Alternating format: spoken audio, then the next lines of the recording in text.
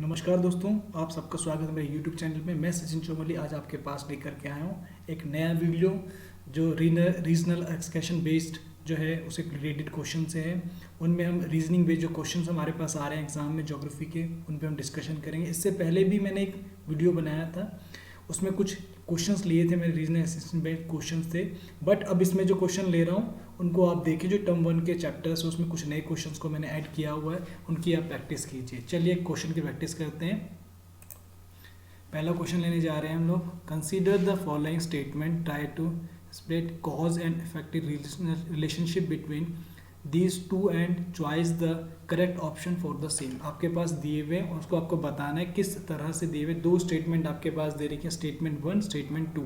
ठीक है, स्टेटमेंट 1 जो दे रखी है उसमें चीज़ों को बचा रखा है आपके पास में, ठीक है, और दूसरे में रीजनिंग दे रखी है। तो पहला वाला लाइन आपके पास दिया, फर्स्ट में लिया geography as a field of study in interactive, impossible and practical. ठीक है, और सेकंड टर्म में कह रखा है the wrecked of the geography is expensive and each and every event or phenomena which varies over space and time can be studied geographically।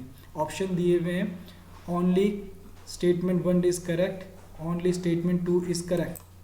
और option 2 दिया हुआ both 1 and 2 statement are correct and the statement 2 correctly explain the statement 1। both 1 and 2 statement are irrelevant। ठीक है, तो यहाँ पे कह रहा है कि जो सी ऑप्शन है वो बिल्कुल दिखा रहा है both first and second statement are correct and the statement का जो दिया हुआ है 2 वो करेक्टली एक्सप्लेन कर रहा है स्टेटमेंट 1 को। तो यहाँ पे दिया हुआ भी आंसर में भी दे रखा है। उसके बाद क्वेश्चन नंबर चलते हैं हम लोग 23 की तरफ पे।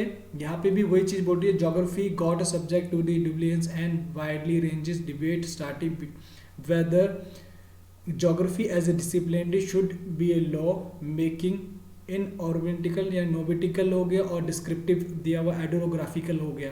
ठीक है, और यहाँ पे सेकंड स्टेटमेंट क्या है, whether its subject matter should be organised and approach of the study should be regional and systematic, whether geography phenomena is interactive theoretically or throughout historical infrastructural approach। तो यहाँ पे जो स्टेटमेंट हमारे पास दे रखी है उस स्टेटमेंट में भी यही जस्टिफाई कर रहा है, और यहाँ पे आंसर में भी कह रहा है कि फर्स्ट और सेकंड स्टेटमेंट जो है वो दोनों करेक्ट है, बट वो इनरिलेवेंट है, एक दूसरे के बारे में एक्सप्लेनेशन की बात नहीं कर रही है।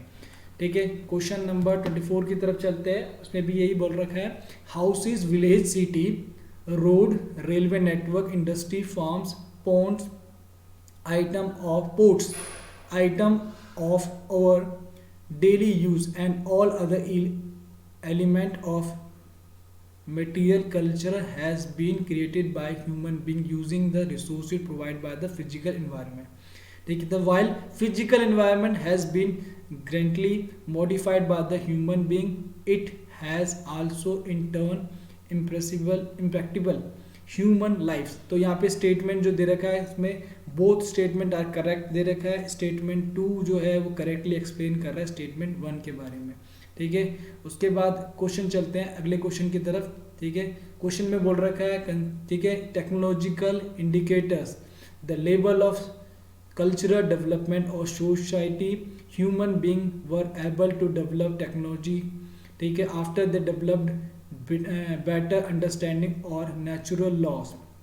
ठीक है, यहाँ पे दिया हुआ सेकंड में the understanding of concept of friction and heat help us discover fire। Similarly, understanding of the sectors of DNA and generally inevitable as to consider many diseases। We use the law of aerodynamical to develop faster planes। ठीक है, तो अब यहाँ पे अगर आप देखने की कोशिश करेंगे, एरोनॉटिकल में भी चीज़ें दी हुई है, डीएनए भी, वो सब चीज़ें हमारे पास रहती हैं, और कहीं ना कहीं टेक्नोलॉजी जो है इंडिकेटर कल्चरल और सोसाइटी लेवल को रहता है। दोनों स्टेटमेंट करेक्ट है हमारी, और स्टेटमेंट 2 जो दे रहा है वो स्टेटमेंट 1 का पूरा एक्सप्लेनेशन करने की कोशिश कर रहा है। ठीक है, नेक्स्ट क्वेश्चन की तरफ चलते हैं। ठीक है, it is technology that has allowed the people of and other to overcome to sticker imposed by nature। तो यहाँ पे कह रहा है कि एक ग्राफिकली टेक्नोलॉजी का अलाउड करती है उन चीज़ों को, और ग्राफिक टेलर में इंट्रोड्यूस किया हुआ है कॉन्सेप्ट विच रिलेवेंट है मिडिल पाथ। ठीक है, बिटवीन द टू आइडियोलॉजी। ठीक है, जो आइडियाज़ हैं दो हमारे पास, उसको लेकर के इन्वायरमेंटल डिटर्मिनेशन और पॉसिबिलिज्म को, तो न्यू डिटर्मिनेशन को पता है, इसमें स्टॉप एंड गो की बात करता है। तो पहली वाली चीज़ तो क्लियर कर रहा है, सही स्टेटमेंट है, स्टेटमेंट 2 भी करेक्ट है, बट यहाँ पे वो करेक्टली उसको एक्सप्लेन नहीं कर रहा है, करेक्टली उसको एक्सप्लेन नहीं कर रहा है। ठीक है, क्वेश्चन नंबर 27 की तरफ चलते हैं। यहाँ पे कह रहा है later 15th century witnessed attempt explorer in Europe and slowly the mid and medical about country and people started to open up. The colonial period providing imperial feature in explorer in order to accept the resources of the regions and to obtain interactable information। तो यहाँ पे दिया हुआ information के बारे में बता रखा है, चीज़ों को एक्सप्लेन किया हुआ है और दोनों स्टेटमेंट करेक्ट हैं और वो उसके बारे में एक्सप्लेन भी कर रहा है, यूरोपियन जो कल्चर्स के बारे में एक्सप्लेन करने की कोशिश कर रहा है। नेक्स्ट क्वेश्चन की तरफ चलते हैं। नेक्स्ट क्वेश्चन में बोल रहा है population growth rapidly during the 16th and 17th century, expansion of world trades during 16th and 17th century is an important cause of it. वो कह रहा है जिस तरह से पॉपुलेशन बढ़ी है वो कहीं ना कहीं 16 और 17 सेंचुरी के टाइम पे तेजी देखने का उसी का नतीजा है हमारा ट्रेड फेयर करना है। बोथ स्टेटमेंट करेक्ट है और वही जो स्टेटमेंट 2 है वो स्टेटमेंट 1 को क्लेरिफाई कर रहा है। ठीक है, क्वेश्चन नंबर नेक्स्ट की तरफ चलते हैं। यहाँ पे कह रहा है birth rate is extremely high as compose of death rate. ठीक है, क्लियर कह रहा है, सही बात है। ठीक है, उसके बाद need of student need of childrens to go out and work to during the income for the family. ठीक है, ये चिल्ड्रंस का बाहर जाना भी करेक्टली बात कह रहा है और कहीं ना कहीं वो ये भी कह रहा है कि चीज़ें हैं।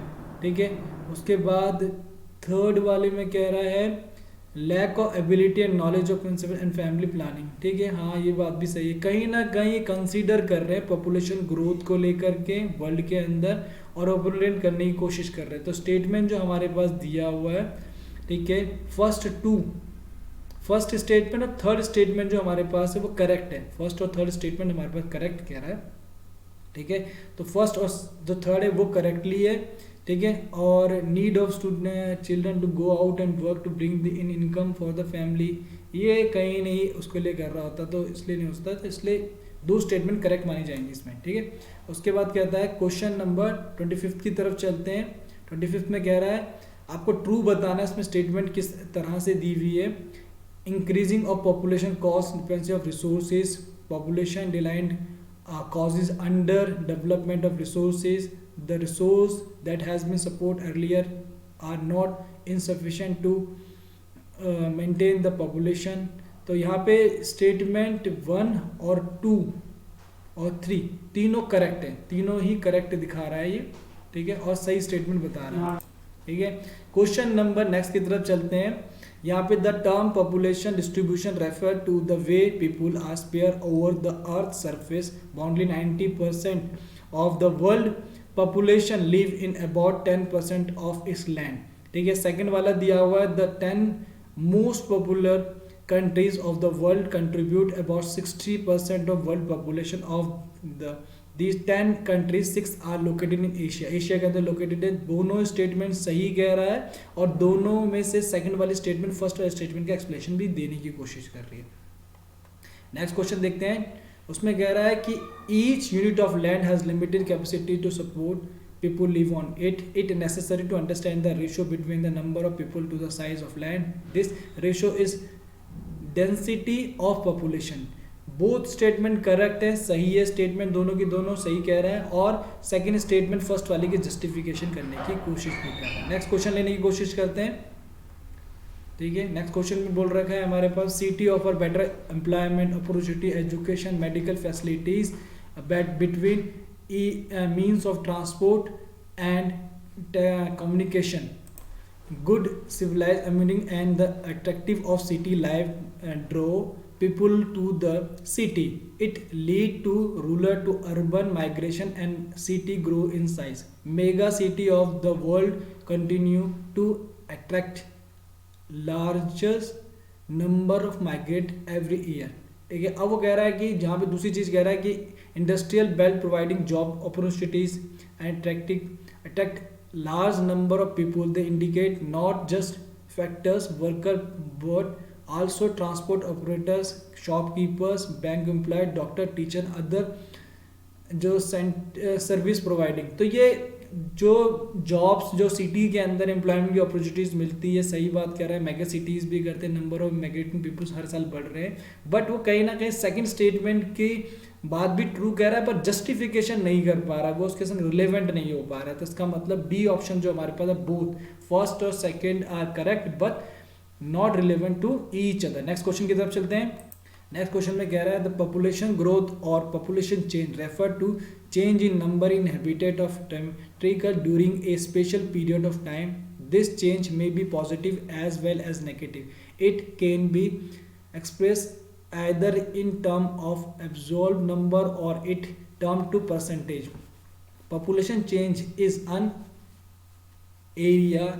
an important indicator of economic development, social upliftment and historical and cultural background of reasons. ठीक है, यहाँ पे ऑप्शन दिए हुए हैं, ऑप्शन सी करेक्ट दे रहा है, दोनों स्टेटमेंट सही हैं और कहीं ना कहीं स्टेटमेंट जो सेकंड दी हुई है फर्स्ट की तरफ क्लेरिफिकेशन करने की कोशिश कर रहा है।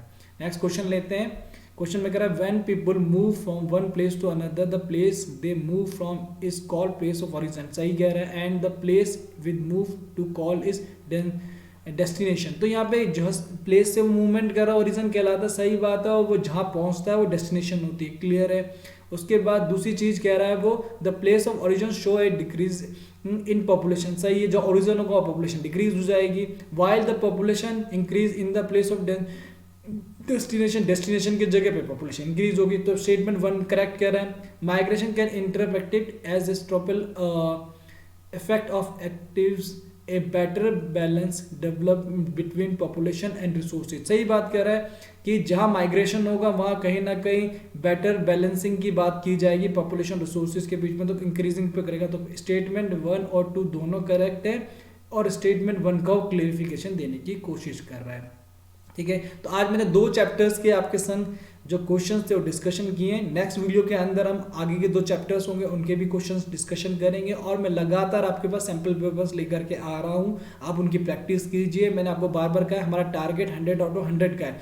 ठीक है, तो सीधा जो टर्म 1 के एग्जाम होने वाले हैं उसमें 35 नंबर का हमारा एग्जाम होगा। 35 नंबर के एग्जाम में 35 क्रैक करने हैं, इसलिए आप मेरी वीडियोज़ को लगातार देखें, मेरे चैनल को सब्सक्राइब करें। Thank you.